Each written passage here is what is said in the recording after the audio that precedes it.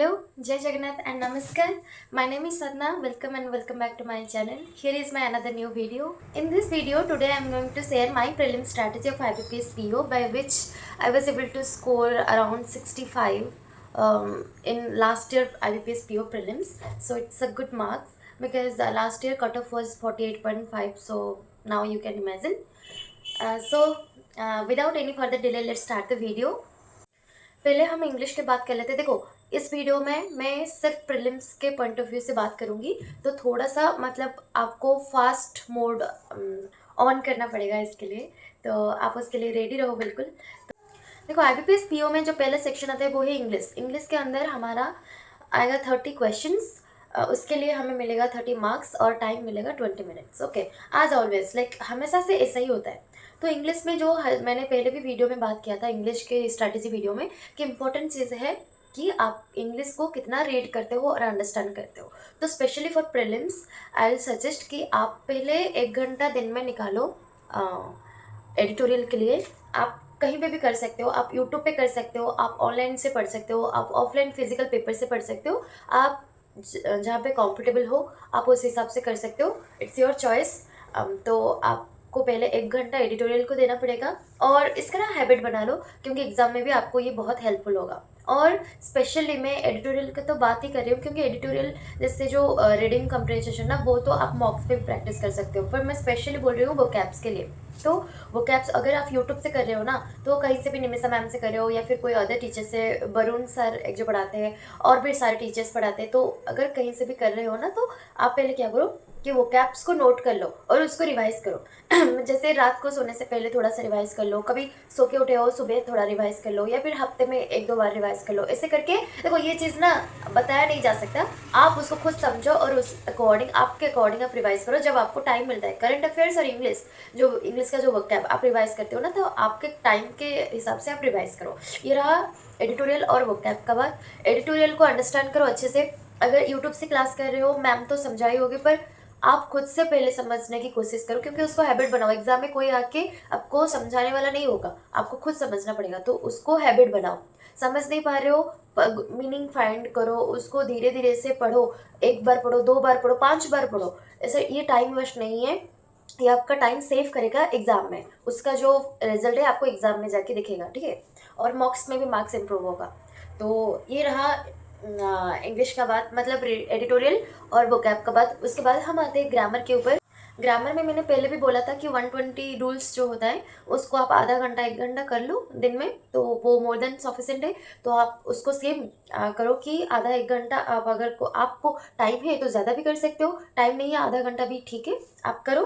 पर उसका जो प्रॉपर यूटिलाइजेशन है वो इम्पोर्टेंट है। आप उसको कहाँ पे अप्लाई कर रहे हो, रूल्स पढ़ना डजेंट मैटर, आप रूल पढ़ के ना उसको मॉक्स पे, सेक्शनल मॉक पे अप्लाई करो, तो ही आपको फायदा मिलेगा। नहीं तो आप कितना भी बार याद रख लो, वो फायदा नहीं मिलने वाला जब तक आप अप्लाई ना करो उसको रियल क्वेश्चन में। ग्रामर का बात हो गया। आप पहले रूल्स पढ़ो और उसको याद रखने के लिए आपको रट्टा मारने की जरूरत नहीं, आप सेक्शनल मॉक्स लगाओ, चैप्टर वाइज मॉक लगाओ, तो उसके क्वेश्चन में उसको अप्लाई करो और फिर आपका एनालिसिस करो। कोई गलत होता है तो आपका रिवीजन ऑटोमेटिकली हो जाएगा। ग्रामर का भी बात हो गया, एडिटोरियल, वोकैब्स, सब कुछ बात हो गया। जो मिसलेनियस टाइप से, जो पैराजम्बल्स है, क्लोज टेस्ट है, ये सब का थोड़ा बहुत यूट्यूब पे आप क्लास कर सकते हो। या फिर मेरा थोड़ा सा इंग्लिश थोड़ा सा अच्छा था, थोड़ा सा मतलब स्कूल में सभी ने तो इंग्लिश पढ़ाई है ना, तो मेरा भी उस हिसाब से थोड़ा सा अच्छा था। तो मैं क्या करती थी, ये सब क्लास, थोड़ा सा पैराजम्बल का रूल्स मैंने यूट्यूब से क्लास किया था, और उसके बाद फिर मैंने स्विच कर लिया मॉक्स के ऊपर। I was completely dependent on मॉक्स, तो मैंने मॉक्स से ही सब कुछ किया है, और स्पेशली सेक्शनल मॉक, क्योंकि फुल मॉक्स थोड़ा सा कभी कभी टाइम नहीं होता, पर सेक्शनल मॉक्स के लिए आपको इजीली टाइम मिल जाता है, क्योंकि वो बहुत कम टाइम का होता है, 20 मिनट्स का। और चैप्टर वाइज मॉक्स लगाओ 10 मिनट्स, 5 मिनट्स के अंदर भी हो जाता है। तो आप उस अकॉर्डिंग, कोई चैप्टर में आपका वीकनेस है तो उसका चैप्टर वाइज टेस्ट लगाओ, अदरवाइज आप रोज़ एक सेक्शनल मॉक लगाओ, उसका प्रॉपर एनालिसिस करो। Analysis is the most important. देखो, एग्जाम में जाके आप गलती अगर कम करना चाहते हो, गलती ना के बराबर करना चाहते हो, तो प्लीज़ आपको मॉक्स को प्रॉपर एनालाइज करना है। ऐसा नहीं कि मॉक्स दे दिया और हो गया, आप सोच रहे हो कि मैं रोज़ एक मॉक्स, दैट डजेंट मैटर। आपको एनालिसिस करना ज़रूरी है, आपको हर चीज़ जहाँ पे गलत हुई है उसको याद रखना ज़रूरी है, सही भी हुई है उसको भी एनालाइज करना ज़रूरी है। तो ये सब इंग्लिश के लिए था और मेंस के लिए आपको अलग कुछ भी नहीं करना है। मेंस के लिए बस इतना ही बोलूँगी, इम्पॉर्टेंट है आप कितना अंडरस्टैंड करते हो, कितना जल्दी रीड करते हो, कितना अच्छे से अंडरस्टैंड करते हो और वोकैब को कितना उसका मीनिंग आपको पता है। मेंस के लिए यही इंपॉर्टेंट है। ग्रामर इतना काम नहीं आता, ग्रामर प्रीलिम्स में ही हो जाता है, मतलब प्रीलिम्स में अगर अच्छा कर रहे हो तो मेंस में भी आप कर लोगे। थोड़ा सा हाई लेवल का होता है पर इतना भी नहीं है, आपको टेंशन लेने की कोई ज़रूरत नहीं। अभी प्रीलिम्स के लिए ऑलमोस्ट 40 डेज बाकी है, तो आप अच्छे से इंग्लिश को इस हिसाब से करो, देखो आपका मार्क्स ऑटोमेटिकली इम्प्रूव होगा। ठीक है, देखो इंग्लिश की स्ट्रैटेजी मैं तो बताऊंगी कि बिगनर और रिपीटर दोनों के लिए ही सेम है। थोड़ा थोड़ा डिफरेंट हो सकता है, जो रिपीटर लोग हैं उनको थोड़ा सा ज़्यादा नॉलेज होगा तो उनका प्रैक्टिस भी उतना ही अच्छा होगा, और जो बिगनर है वो भी कर सकते हैं, ऐसा कुछ भी बात नहीं है। मैंने भी लास्ट ईयर ही, मैं भी बिगनर थी और मैंने भी प्रीलिम्स और मेंस क्रैक किया था, तो don't worry, you will crack it. Okay, उसके बाद हम आते हैं क्वांट के ऊपर, क्वान्टिटेटिव एप्टीट्यूड और जिसको हम बोलते हैं न्यूमेरिकल एबिलिटी। उसके अंदर आता है हमारा 35 क्वेश्चंस और उसके लिए हमें मिलते हैं 30 मार्क्स और उसके लिए हमें मिलते हैं 20 मिनट्स। तो इस बार क्या हुआ है कि क्वेश्चन तो 35 है पर उसका मार्क्स थोड़ा सा कम क्या हुआ है। तो हमें अभी स्ट्रैटेजी के ऊपर आते हैं। ठीक है, तो क्वांट के अंदर ना जो 3 पेजेस में क्वेश्चन आता है वो है स्पीड मैथ्स और डीआई और अर्थमेटिक। तो मैं पहले स्पीड मैथ्स की बात कर रही हूँ। स्पीड मैथ्स में ही हमारा 10 to 12 क्वेश्चन आते हैं। 10 क्वेश्चन 7-8 बहुत हार्ड शिफ्ट हुआ तो 7-8 क्वेश्चन तो आते ही है। तो section speed maths is very important. और स्पीड मैथ्स में जो आता है मैं हर चीज़ को डिफाइन करके बताती हूँ सेपरेट करके। ठीक है, स्पीड मैथ्स में आता है सिंप्लीफिकेशन, अप्रोक्सीमेशन, नंबर सीरीज के अंदर आता है missing number series, wrong number series और फिर आता है हमारा क्वाड्रेटिक इक्वेशन। मैं पहले सिंप्लीफिकेशन और अप्रोक्सीमेशन की बात कर रही हूँ। उसके लिए जो सबसे आपको इम्पॉर्टेंट है वो है कैलकुलेशन। आप कितना फास्ट कैलकुलेट कर पा रहे हो चीज़ों को, ये ज़्यादा इंपॉर्टेंट है। तो आपको ना अभी जो एडिशन, सब्ट्रैक्शन, मल्टीप्लिकेशन, डिवीजन के जो रूल्स है और जो क्या है उसको क्या बोलते हैं, percentage to fraction, fraction to percentage, ये सब चीज़ों को ना आपको याद, मतलब बहुत फास्ट याद रखना है। ऐसा नहीं कि आप वहाँ पे पेपर पे कैलकुलेट कर रहे हो, इसको माइंड पे सेट कर लो। मैंने तो याद ही रख लिया था जो percentage to fraction, fraction to percentage. तो आप अगर याद नहीं भी रख पा रहे हो तो फिर आप क्या करो, बहुत फास्ट कैलकुलेट करने की ट्राई करो, बट याद रखना इज़ फार बेटर। ओके, तो कैलकुलेशन भी आपका स्पीड होना चाहिए। छोटा छोटा जो टिप्स एंड ट्रिक्स है उसको पता होना चाहिए। फॉर एग्जांपल 37 × 3 = 111, ये बहुत बार आता है एग्जाम में। तो ये जो छोटी छोटी चीज़ है ना, मल्टीप्लिकेशन के अंदर जो जीरो था तो क्या होता था, जो टू टू नंबर्स वाला, 3 डिजिट नंबर वाला, ये सब का थोड़ा बहुत ट्रिक्स भी है। उसको अगर आप देखो, ये सब ना प्रैक्टिस के बाद ही आएगा। ऐसा नहीं कि मैंने 1-2 दिन में या महीने में सीख लिया था, मुझे भी बहुत टाइम लगा था। आई होप कि आप थोड़ा सा पहले से पढ़ाई स्टार्ट किए हो। अभी आपको बस रिवीजन करना है प्रीलिम्स के लिए और मेंस के लिए पढ़ना है, और ये सारी स्ट्रैटेजी आपको बहुत हेल्पफुल होगा, आई होप। तो आप उसको फॉलो कर सकते हो। तो ये रहा हमारा सिंप्लीफिकेशन और अप्रोक्सीमेशन के बाद। और फिर हम आते हैं नंबर सीरीज पे। नंबर सीरीज का देखो पर्टिकुलर टाइप से आपको नंबर सीरीज में ऐसे रैंडमली क्वेश्चन नहीं पिक करनी है।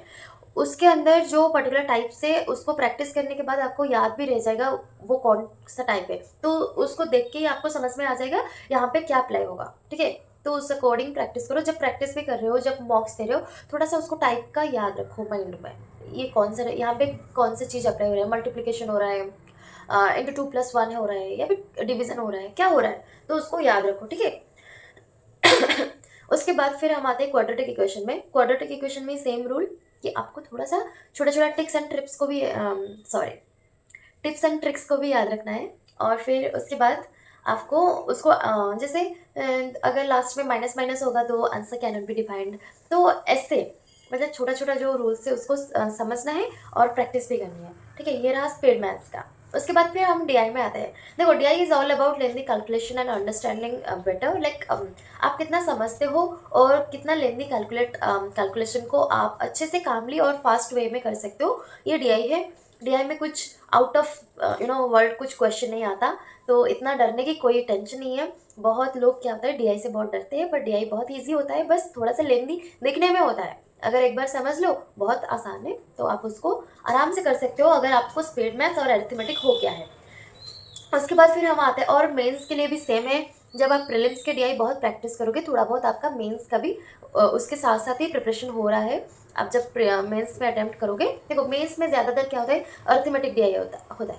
तो उसको आपको करने से पहले आपको पहले अरिथमेटिक का चैप्टर आपका क्लियर होना चाहिए। देखो, मेंस के रिगार्डिंग मैं प्रॉपर वीडियो लाऊंगी, पर अभी ये वीडियो सिर्फ डेडिकेटेड है प्रीलिम्स के लिए, तो मैं प्रीलिम्स के पॉइंट ऑफ व्यू से बात कर रही हूँ।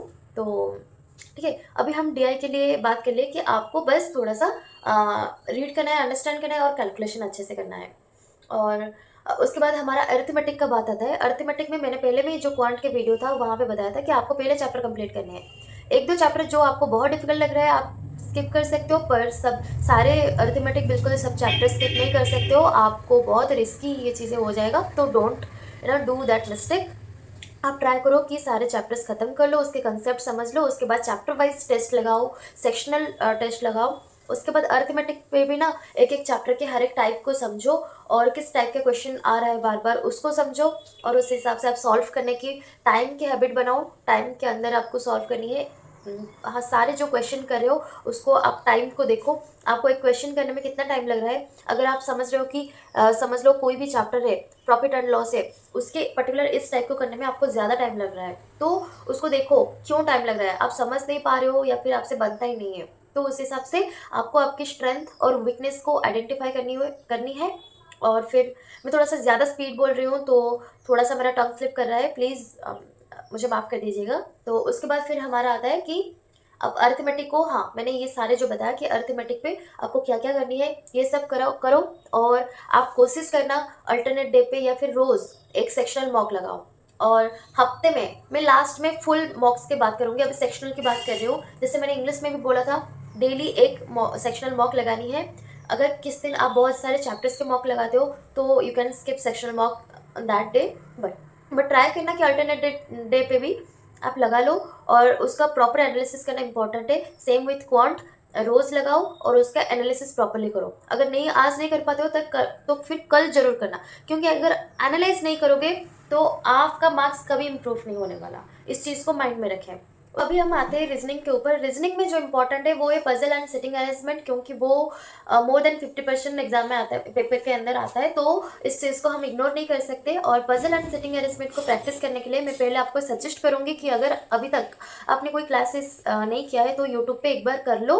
अंकुश लंबा सर का जो पजल्स एंड सिटिंग अरेंजमेंट है वो दी बेस्ट है, आप उनको फॉलो कर सकते हो। और बाकी सारे जो syllogism, coding decoding, direction distance, ये सब प्रीलिम्स के लिए आप अंकुश लंबा सर को अच्छे से फॉलो कर सकते हो, और वो बहुत अच्छे से पढ़ाते हैं, तो आप उनको फॉलो करो। और फिर देखो, एक एक बार करना, मैं नहीं बोल रही हूँ उनकी क्लास को पूरी जिंदगी पकड़ के बैठो, डोंट डू दैट, आपका एग्जाम क्लियर नहीं होगा। मतलब टीचर्स को फॉलो करो सिर्फ आपके काम के लिए। देखो, कोई इमोशनली कनेक्ट मत हो जाओ कि उनकी क्लासेस देखने में बहुत अच्छा लग रहा है तो आप रोज ही देखते रहो, आपका टाइम वेस्ट होगा। एक एक बार अगर समझ लिया ना कंसेप्ट तो क्लासेस मत करो रीजनिंग के अंदर, सिर्फ मॉक्स पे ध्यान दो। एक बार सारे टाइप के पजल, मैंने रीजनिंग के वीडियो में बताया था कौन से टाइप के पजल है, जैसे designation based, box based, flat and floor, month wise, day wise, ये सारे जो टाइप्स है, सिटिंग अरेंजमेंट के साथ भी बहुत सारे टाइप्स है, तो सारे टाइप्स को एक एक बार समझ लो। फिर जो सारे सिलोजिम हो गया, इनइक्वालिटी हो गया, coding decoding, direction distance, blood relation, order and ranking, ये सारे जो चैप्टर्स है उसको एक एक बार यूट्यूब से समझ लो। और उसके बाद फिर मॉक्स लगाओ, सेक्शनल मॉक लगाओ रोज, और फिर उसके हिसाब से प्रैक्टिस करो। और मेंस के लिए मैं बस यही बताऊंगी कि जो मेंस का इनपुट आउटपुट है, कोडिंग डिकोडिंग है, उसको थोड़ा सा करते रहो अल्टरनेट डे पे या फिर वीकली वंस और ट्वाइस ऐसे करते रहो। और मेंस के लिए मैं आपको फुली सजेस्ट करूंगी कि संजय सिंह सर का क्लास देखो, मेंस का specially input output, coding decoding and critical reasoning. Sanjay Singh से बहुत अच्छे से मेंस को पढ़ाते हैं। आप कोई पेड कोर्स लेने की कोई ज़रूरत नहीं है, आप बस उनका वाईटी पे आप उनको फॉलो कर सकते हो और उनके क्लास कर सकते हो मेंस के लिए। और सेम विथ हिम, उनका कोई क्लास आप रोज़ मत देखो, एक बार समझ लिया ना, आप मॉक्स के अंदर उसको अप्लाई करो और मॉक्स पे ही प्रैक्टिस करो, क्योंकि बहुत टाइम वेस्ट होगा अगर आप रोज़ 2 घंटे की क्लासेस कर रहे हो। ठीक है, तो ये हो गया प्रीलिम्स और मेंस के बाद रीजनिंग का। आप सेक्शनल मार्क्स दो, और वीकली, देखो अभी हम फुल मार्क्स की बात कर लेते हैं, वीकली आपको एटलीस्ट 2 से 3 फुल मार्क्स देने हैं, कम से कम 2 ही देना है फुल मार्क्स।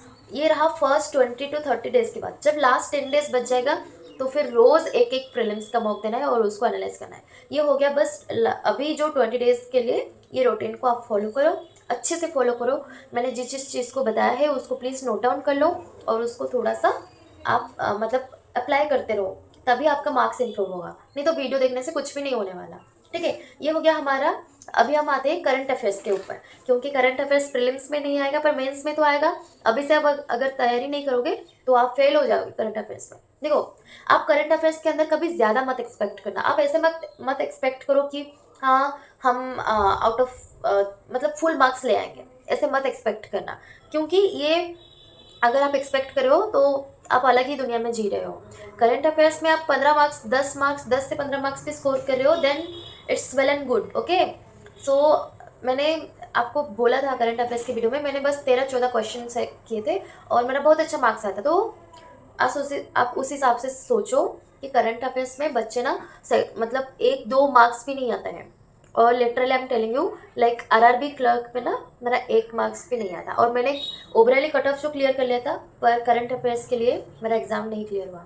तो करंट अफेयर्स बहुत इंपॉर्टेंट है और कभी मत सोचो कि आप फुल मार्क्स स्कोर करोगे। आप बस ये चीज़ को ध्यान में रखो कि आपको सेक्शनल भी क्लियर करनी है और थोड़ा बहुत अच्छे मार्क्स लाना है। उसके लिए आप रोज़ करंट अफेयर्स की 1 घंटे की क्लास कर सकते हो। अगर आप फ्री में कर रहे हो, अगर आपके पास पेड कोर्स है, तो don't like waste your time in regular current affairs. I will suggest you, because to be very honest, ये चीज़ें ना फ़ायदा नहीं देता है, क्योंकि आप कितना भी करंट अफेयर्स का क्लास कर लो रोज़, आपको अल्टीमेटली याद नहीं रहता। आप 1 हफ्ते के बाद वो न्यूज़ भूल जाओगे। अगर बहुत अच्छे से भी किया होगा 15 दिन के बाद भूल जाओगे। तो और रोज़ के जो करंट अफेयर्स है उसको रोज़ ऐसे उसको प्रैक्टिस करना इट्स नॉट पॉसिबल। ये सब बात करते हैं पर ये इतना पॉसिबल नहीं है रियल लाइफ में। तो मैंने इसलिए आपको करंट अफेयर्स में स्पेशली पेड कोर्स सजेस्ट किया था, ताकि आपको ना पेड कोर्स में क्या होता है, वो टीचर्स लोग वो वीकली देते हैं। जनवरी first week national and international news, जनवरी सेकंड वीक नेशनल, ऐसे करके देते हैं। कोई भी सेक्शन हो उसके अंदर वो वीकली वीडियो बनाते हैं। ऐसे रोज़ रोज़ का वीडियो के झंझट पे आपको नहीं फंसना है।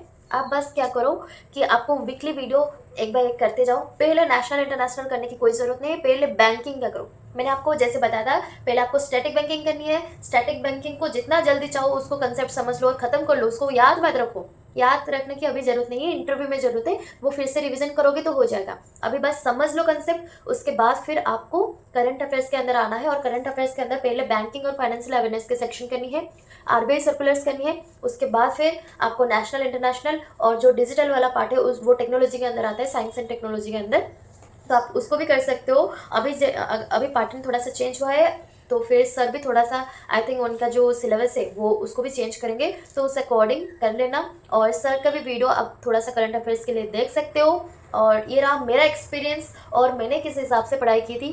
देखो, मैंने यहाँ पर ना कोई पेड प्रमोशन नहीं कर रही हूँ, कोई सजेस्ट नहीं कर रही हूँ, किसी ने मुझे नहीं बोला है।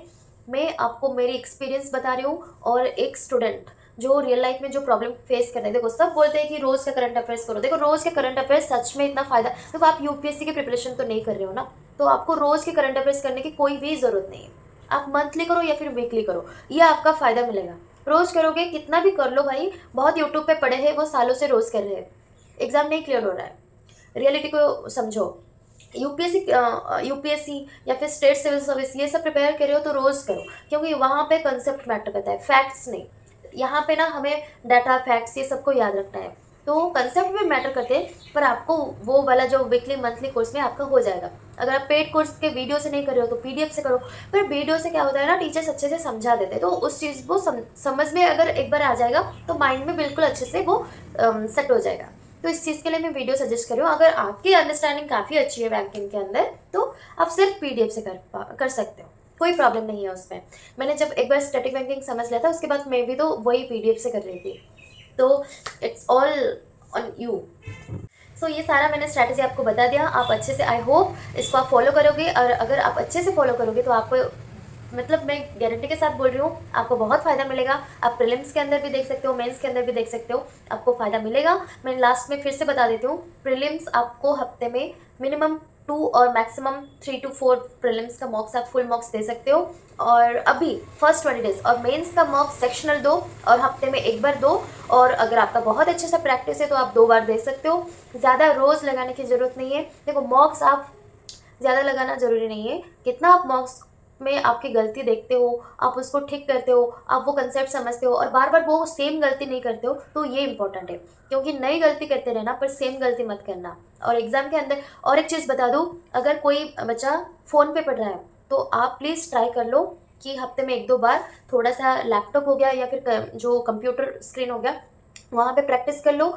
अगर आपके पास नहीं है तो पास के जो साइबर शॉप्स है या फिर कोई कंप्यूटर इंस्टीट्यूट होगा वहाँ पे थोड़ा जाके प्रैक्टिस कर लो, या फिर फ्रेंड का हेल्प ले सकते हो, या फिर भी नहीं है तो फ़ोन पे थोड़ा सा कि जो माउस ये सब जो माउस है उसको थोड़ा सा कनेक्ट करके प्रैक्टिस कर लो। क्योंकि मेरा जो फर्स्ट था आरआरबी का मतलब जिस ईयर मैं ग्रेजुएशन कर रही थी फाइनल ईयर, उस ईयर मैंने जब दिया था मेरा नहीं क्लियर हुआ था सिर्फ इसी वजह से, क्योंकि मुझे क्वेश्चन आते थे पर मेरा स्पीड नहीं था। क्योंकि प्रीलिम्स के लिए स्पीड भी बहुत इंपॉर्टेंट है, और स्पीड के लिए फ़ोन काम नहीं आता है, वो कंप्यूटर स्क्रीन आता है। क्योंकि आपका आदत होगा, आपको डर भी नहीं लगेगा। नहीं तो पहले जब आप एग्ज़ाम दोगे ना आपका हाथ ऐसा काँपेगा, मतलब आपको इतना नर्वस फील होगा अगर प्रैक्टिस नहीं होगी तो सारे चीज़ को माइंड में रखना जब एग्ज़ाम दे रहे हो। चाहे ऐसे नहीं कि आपको कोई साउंड वगैरह नॉइज़ वगैरह आता है तो आप डिस्टर्ब हो जा रहे हो, एग्ज़ाम हॉल में बहुत आएगा। ठीक है, उस चीज़ को थोड़ा सा आदत बनाना।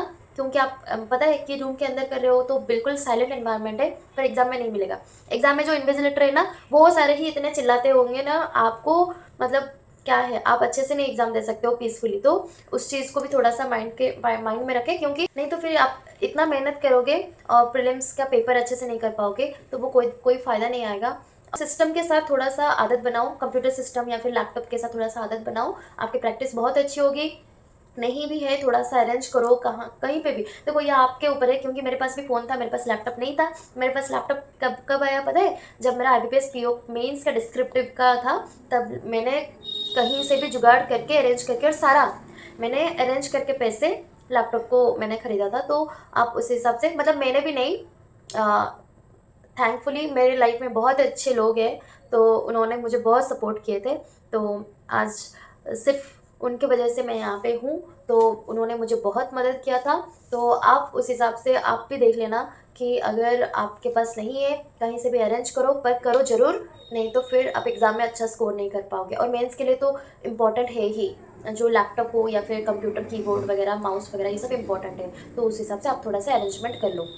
और इसके साथ हम मिलते हैं अगले वीडियो में। आई होप मैंने आपका सारा डाउट क्लियर किया हो, अगर नहीं भी हुआ हो तो प्लीज़ कमेंट कर लेना, मैं यहाँ पे रिप्लाई ज़रूर करूँगी। देखो कभी कभी थोड़ा सा लेट हो जाती हूँ क्योंकि मैं बैंक में काम करती हूँ ना, थोड़ा सा बैंक के अंदर तो फ़ोन में मतलब वो अलाउड भी नहीं है और मैं देखती भी नहीं हूँ क्योंकि टाइम नहीं मिलता है। और बैंक से आने के बाद मैं आपको रिप्लाई करती हूँ, कभी कभी कोशिश करती हूँ कि थोड़ा सा रिप्लाई कर दूँ, और मैं ट्राई करती हूँ कि सारे सबका मैं कमेंट का रिप्लाई करूँ। आई होप मेरे वीडियो आपको अच्छा लग रहा हो, अगर अच्छा लगा तो प्लीज़ लाइक कर देना, शेयर कर देना अपने फ्रेंड्स के साथ अगर हेल्पफुल लगा हो, और प्लीज़ मेरे चैनल को सब्सक्राइब कर दीजिएगा और मुझे सपोर्ट कीजिएगा, क्योंकि मैं आपके लिए रोज़ मेहनत करती हूँ। Thank you, bye bye.